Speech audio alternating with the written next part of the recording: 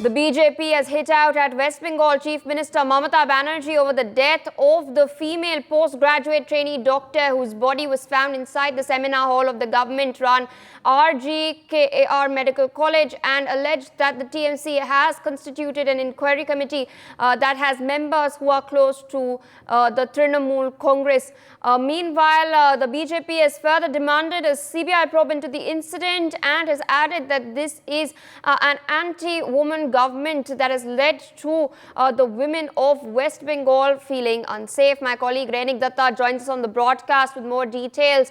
Rainik, over to you. It seems that the death of the female trainee doctor has now not just sparked protests but also a political slugfest.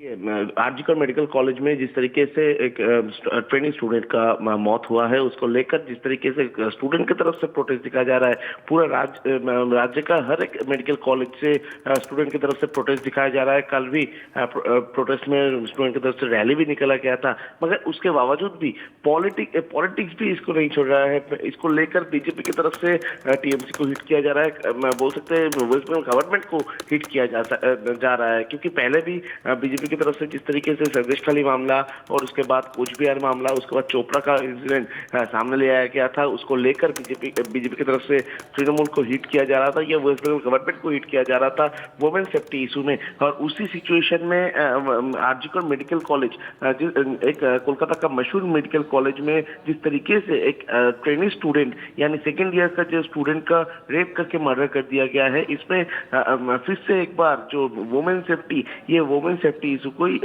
BJP की तरफ से हथियार किया जा रहा है ममता बनर्जी के खिलाफ। ममता बनर्जी के खिलाफ बीजेपी की तरफ से नेशनल जो बीजेपी लीडर्स है उनके तरफ से भी ममता बनर्जी को हिट किया जा रहा है ये वुमेन सेफ्टी इशू में। जैसे कि बीजेपी की तरफ से दावी किया जा रहा है कि अगर एक कॉलेज में स्टूडेंट अगर सेफ नहीं है, महिला स्टूडेंट अगर सेफ नहीं है, तो किस तरीके से राज्यों का लोग सेफ रहेगा। और इसके साथ साथ ही जो इन्वेस्टिगेशन है, वो इन्वेस्टिगेशन को लेकर भी फिर से एक बार ममता बनर्जी को सवाल किया जा रहा है, क्योंकि इन्वेस्टिगेशन में जो पैनल तैयार किया गया है उसमें टीएमसी लीडर्स का फैमिली मेंबर उसमें शामिल है। इस तरीके का बयान देकर बीजेपी की तरफ से दावा किया जा रहा है कि ये जो इन्वेस्टिगेशन हो रहा है, ये इन्वेस्टिगेशन को टेम्पर्ड करने की कोशिश टीएमसी की तरफ से किया जा रहा है। दूसरी तरफ अगर देखा जाए तो स्टूडेंट का मौत को लेकर जिस तरीके का प्रोटेस्ट स्टूडेंट की तरफ से दिखाया जा रहा है, उस तरीके का प्रोटेस्ट पूरा देश भर में पॉलिटिकल पार्टी की तरफ से भी दिखाया जा रहा था। CPIM, Congress, BJP,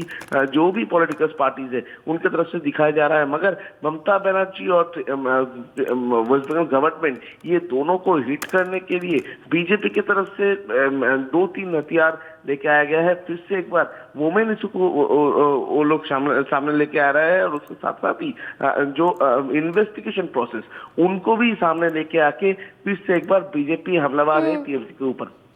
All right. In fact, Union Minister Sukanta Majumdar has also demanded a CBI probe into the matter. Let's listen into what he has to say. पर यहाँ पर विरोध किया जा रहा है, केवल रेप की भी आशंका है। पुलिस अभी तक कुछ क्लियरली नहीं बोला, सिर्फ बोला कि इंटरनल पार्ट्स में इंजुरी है, इतना तक बताया। तो मुझे लगता है कि एक आदमी का काम तो नहीं हो सकता। More than one people is related to this incident, and their involvement is circumstantial evidences is saying that their involvement, maybe more than one people involvement is there.